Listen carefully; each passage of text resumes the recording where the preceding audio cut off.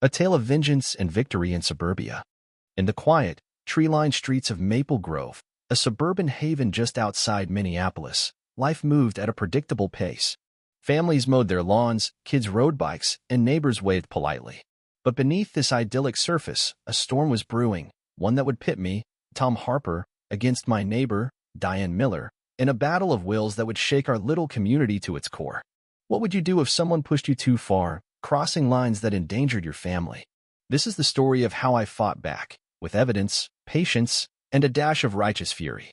Our neighborhood was peaceful, except for Diane. She was the kind of person who thrived on conflict, always looking for a fight. Most folks got along fine, but Diane seemed to have a personal vendetta against me. Our feud started small, petty disputes that escalated over time. First, there was her dog, a scruffy terrier she let roam free. It would leave messes on my front yard daily. When I politely asked her to control her pet, she scoffed, saying I was anti-animal. I ended up installing a fence, which only fueled her rage. She called me unneighborly and claimed fences ruined the community vibe. Then there was her obsession with my kids, Emma and Jack. They'd play tag in our yard, laughing like kids do. But Diane would lean out her window, yelling that they were too loud and needed to go inside. My kids, only 8 and 10, were terrified of her. I had to stand guard just so they could enjoy their lawn. Through it all, I kept my cool, swallowing my frustration to avoid a full-blown war. But Diane's antics took a dangerous turn one winter when our kids started at the same school, just 5 blocks away. On snowy or rainy days, I'd drive Emma and Jack, sticking to the 20 miles per hour school zone limit, stopping for crosswalks and signs. Diane, who also drove her son, Ethan, had no patience for this. She'd tailgate me, honking furiously, sometimes shouting out her window that I was too slow. As winter deepened and icy roads made caution essential, her behavior grew reckless. I noticed she always left her house right after me, as if timing it to ride my bumper. It felt deliberate, like she was itching for a confrontation. I tried to stay calm, but her tailgating made me nervous. One sudden break on icy pavement could spell disaster. One bitter January morning, I'd had enough. Diane was behind me again, honking and gesturing wildly. To de-escalate, I pulled over to let her pass. Instead, she parked behind me, stormed out of her car, and started ranting. "You're making me and Ethan late every day with your snail-pace driving," she screamed, her face red with rage. I pointed out that we always arrived 15 minutes early, with buses still unloading, but she wouldn't hear it. She rambled on until I rolled up my window, locked the doors, and ignored her. Furious, she stomped back to her car. I waited for her to drive off. Instead, she floored her SUV, deliberately ramming the back of my parked sedan. My kids screamed in the back seat as the impact jolted us. Diane leaned out her window, smirking. "Keep driving like that, and your car's gonna look a lot worse," she taunted before speeding away. I was livid. The damage to my car was minor, a dented bumper, but the fact that she'd endangered my kids pushed me over the edge. I knew insurance would cover the repair, but I wasn't about to let her walk away scot-free. The police wouldn't act without proof, and I wasn't going to let Diane's smugness win. I decided to fight smart. I installed 2 dash cams for the front, one for the Riardo catcher in the act. For weeks, I recorded her honking, cursing, and tailgating, all while I drove safely. But what I captured next was far worse than I expected. One snowy morning, we reached the school street, a narrow road with 1 lane each way. I stopped at a crosswalk, waiting for kids and parents to cross. Diane, impatient as ever, swerved into the oncoming traffic lane to pass me. She nearly clipped a group of students, forcing the crossing guard to leap out of the way. The guard shouted at her, but Diane didn't care. "My kid's more important than yours," she yelled, flipping off everyone before peeling out.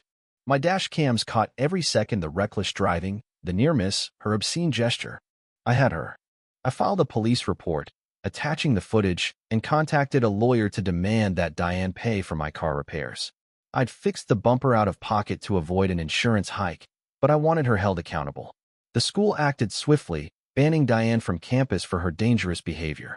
She had to arrange a carpool for Ethan, a humiliating blow. The legal system hit her harder. The police charged her with multiple counts of reckless driving based on my videos. In court, the judge was appalled by her disregard for children's safety.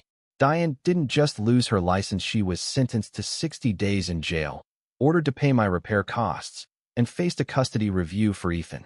She'd wanted to teach me a lesson, but she was the one schooled. As she sat in her cell, I drove my kids to school, knowing justice had been served. But Diane's saga wasn't the only battle I fought in Maple Grove.